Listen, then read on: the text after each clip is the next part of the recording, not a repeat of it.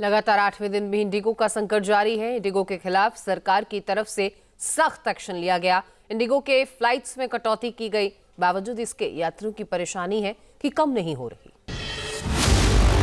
Indigo के खिलाफ सरकार की तरफ से सख्त एक्शन लिया गया है। नागरिक उड्डयन मंत्रालय की ओर से इंडिगो के सीईओ पीटर एल्बर्स को तलब किया गया है।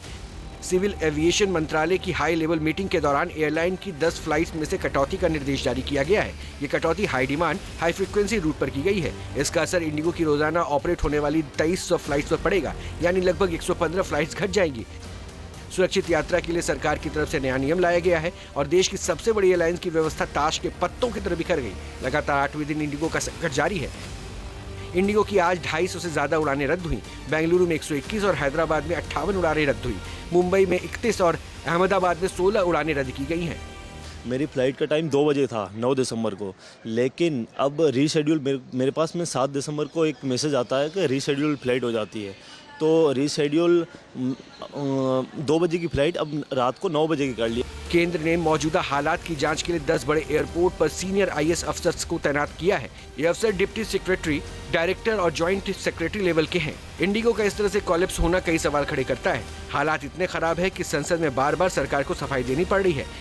I would like to inform this august house that the disruption caused by Indigo's recent operational failures is now rapidly stabilizing.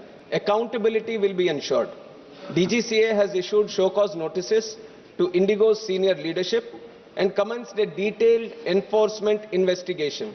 Depending on the outcome, strict and appropriate action as empowered under the aircraft rules and act will be taken. No airline, however large, will be permitted to cause such hardship to passengers through planning failures, non-compliance और non adherence to statutory provisions. IndiGo crisis ने देश की aviation industry की मुश्किलें बेनकाब कर दी है। भारत का एविएशन उद्योग सालाना 10 से 12% की दर से बढ़ रहा है। यह दुनिया की सबसे तेज ग्रोथ में है। इसको दिखते हुए एविएशन सेक्टर में रिफॉर्म के अलावा अब कोई विकल्प नहीं है। T news nation. आपके मोबाइल पर तुरंत आएगी ब्रेकिंग न्यूज। स्क्रीन पर सबसे पहले दिखेगी बड़ी खबर। देश दुनिया की हर खबर एक जगह।